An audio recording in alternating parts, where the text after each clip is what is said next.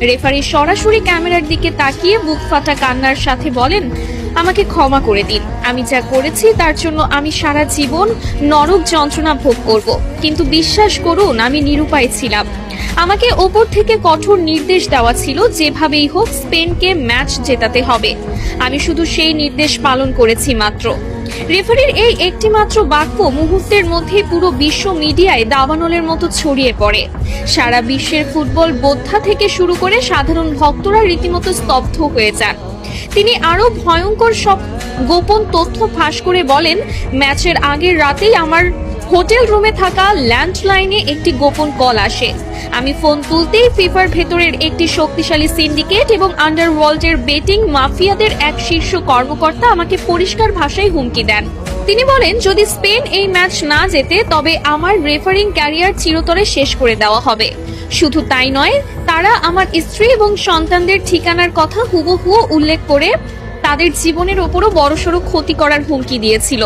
আমাকে পরিষ্কার ভাষায় বলা হয়েছিল, যদি তুমি কাল মাঠে আমাদের কথা মতো কাজ না করো তবে তোমার পরিবারের লাশও কেউ খুঁজে পাবে না।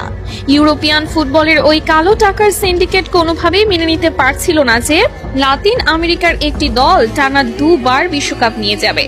আমাকে বলা হয়েছিল যে কোনো মূল্যে যে কোনো অজুহাতে আর্জেন্টিনার খেলোয়াড়দের চাপে রাখতে হবে, তাদের স্বাভাবিক খেলা নষ্ট করে দিতে হবে।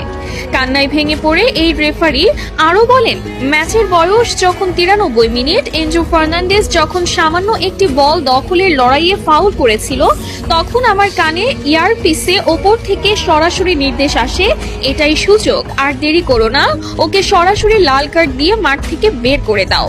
আমি নিজে মাঠে দাঁড়িয়ে অত্যন্ত কাছ থেকে দেখেছি, ওটা কোনোভাবেই লাল কার্ড দেওয়ার মতো অপরাধ ছিল না। আমি চেয়েছিলাম অন্তত VAR চেক করতে, কিন্তু আমাকে এয়ারপিসে VAR দেখতেও কঠোরভাবে নিষেধ করা হয়। যখন আমি পকেট থেকে লাল কার্ডটি বের করছিলাম তখন আমার হাত থরথর করে কাঁপছিল। এনজো যখন অবাক দৃষ্টিতে আমার দিকে তাকিয়েছিল তখন আমার মনে হচ্ছিল আমি মাটির নিচে মিশে যাই।